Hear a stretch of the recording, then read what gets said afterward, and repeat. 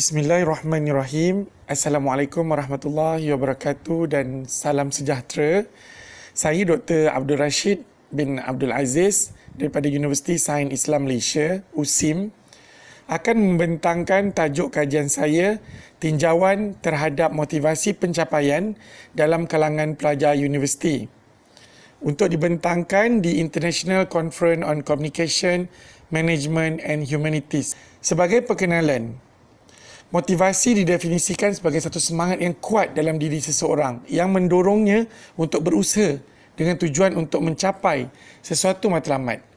Istilah motivasi ini pada dasarnya daripada perkataan movia, iaitu bergerak, dan juga motivation. Ianya juga gabungan daripada perkataan motif dan aksi. Di mana menurut Walters et al., motivasi merupakan elemen yang akan mempengaruhi prestasi individu.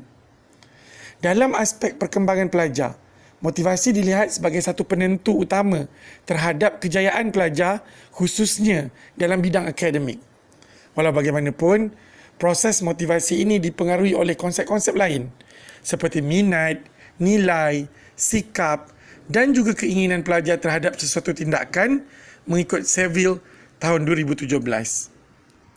Sebagai pernyataan masalah, pencapaian akademik yang lemah dalam kalangan pelajar merupakan polemik yang terus menjadi perbahasan sejak dahulu hingga kini. Apatah lagi dikala kita berhadapan dengan pandemik di mana pembelajaran dalam talian telah menukar normal kehidupan pembelajaran seperti yang sebelum ini. Terdapat kajian yang menyatakan bahawa kepandaian bukanlah faktor utama pencapaian akademik pelajar. Malah faktor bukan kognitif juga perlu dikenal pasti dalam memahami faktor-faktor yang menyumbang kepada pencapaian akademik pelajar. Ini menurut Kumar and Tanka tahun 2020. Selain itu, Kumar dan Tanka juga mengatakan bahawa motivasi pencapaian telah dikenal pasti sebagai satu elemen penting dalam menghasilkan pencapaian akademik yang cemerlang. Maka di sini kita dapat nyatakan bahawa isu pencapaian akademik pelajar ini adalah satu isu yang sangat penting yang perlu dikaji. Selain daripada faktor kecerdikan atau kepandaian seseorang, faktor lain juga perlu kita kenal pasti. Dan salah satu faktor tersebut adalah motivasi pencapaian. Oleh itu, kajian ini bertujuan untuk mengenal pasti perbezaan motivasi pencapaian berdasarkan beberapa angkubah yang menjadi penelitian utama, iaitu jantina, bangsa, status tempat tinggal dan prestasi akademik pelajar. Tinjauan literatur mendapati bahawa menurut Faizal 2019, kedua-dua jenis motivasi intrinsik dan ekstrinsik saling berkaitan. Dan boleh seorang pelajar boleh memiliki kedua-dua jenis motivasi ini. Manakala menurut Azizi Yahya tahun 2005, motivasi dilihat sebagai faktor utama memainkan peranan yang amat penting dalam menentukan pencapaian pelajar. Malah berlaku kemerosotan dalam pencapaian akademik pelajar yang gagal untuk menyesuaikan diri dengan cara pengajaran dan pembelajaran di universiti. Jadi ini adalah satu faktor di mana pengkajian motivasi pencapaian itu juga perlu dilaksanakan. Selain itu, menurut Ikmal dan rakan-rakan menjelaskan bahawa pelajar dipengaruhi oleh dua jenis motivasi, iaitu ekstrinsik dan juga intrinsik yang merupakan penggerak kepada pelajar untuk melakukan tugasan. Manakala menurut Esa bahawa terdapat beberapa sebab seorang pelajar itu tidak bermotivasi. Antaranya kabur matlamat, kabur potensi diri, kabur amanah diri atau kabur perancangan pengurusan diri, pemilihan persekitaran dan juga pemilihan rakan sebaya. Sebagai metodologi kajian ini merupakan kajian kuantitatif dengan menggunakan reka bentuk tinjauan. Soal selidik ujian motivasi pencapaian UMP telah pun diedarkan kepada responden kajian yang melibatkan sebanyak 200 orang responden dengan menggunakan kaedah persempelan rawak mudah atau random sampling. Lokasi kajian ini dilakukan di sebuah IPTA, Institusi Pengajian Tinggi Awam, dan dilaksanakan juga di Fakulti Pendidikan universiti tersebut. Analisis telah menggunakan perisian SPSS versi 26 melalui beberapa analisis inferensi seperti ujian T-sampel bebas dan sebagainya. Sebagai keputusan dan perbincangan kajian, untuk objektif yang pertama, hasil kajian menunjukkan tidak terdapat perbezaan yang signifikan antara motivasi pencapaian mengikut jantina. Makna kata di sini, lelaki dan perempuan tidak berbeza motivasi pencapaian mereka. Begitu juga dengan keputusan hasil kajian mendapati bahawa motivasi pencapaian juga tidak berbeza menurut bangsa responden kajian, iaitu Melayu dan bukan Melayu. Nilai min juga yang diperolehi lebih kurang sama, iaitu 2.9 bagi bukan Melayu dan Melayu 3.0.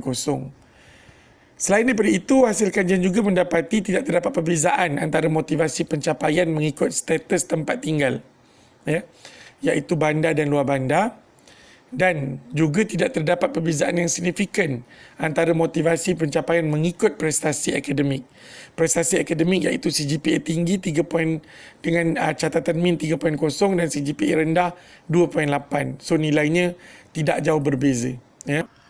Sebagai perbincangan kajian, dapat dirumuskan dapatan sebentar tadi bahawa tidak terdapat perbezaan tahap motivasi pelajar mengikut jantina, mengikut bangsa, mengikut lokasi tempat tinggal dan juga prestasi akademik. Namun begitu, dapatan menunjukkan masih terdapat sedikit perbezaan min di dalam angkubah motivasi pelajar yang mempunyai CGPA rendah iaitu 2.8 dan CGPA tinggi kadar nilai minnya adalah 3.0. Jadi di sini kita nampak ada sedikit perbezaan lah di antara min pelajar CGPA rendah mencatat motivasi pencapaian lebih rendah berbanding pelajar yang mempunyai CGPA yang tinggi iaitu minnya lebih tinggi.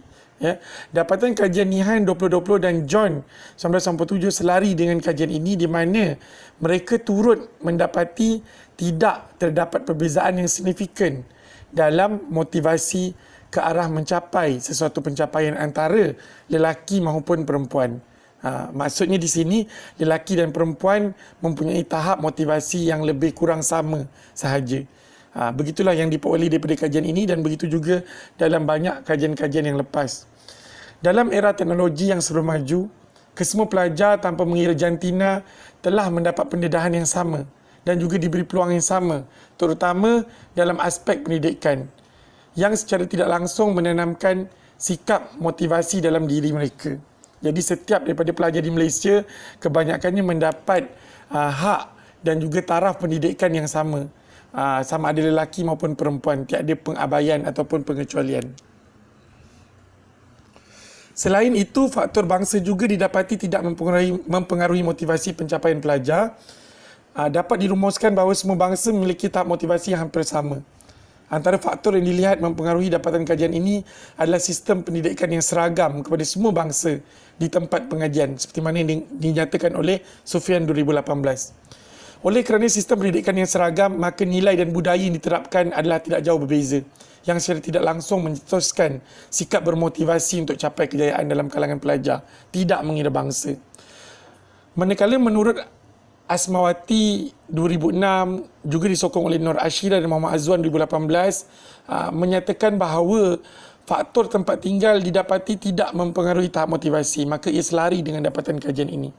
Walaupun tidak terdapat perbezaan antara CGPA dan motivasi pencapaian pelajar, namun Jamaluddin dan rakan-rakan tahun 2005 menyatakan bahawa motivasi pencapaian ialah satu keperluan untuk mencapai kecemerlangan.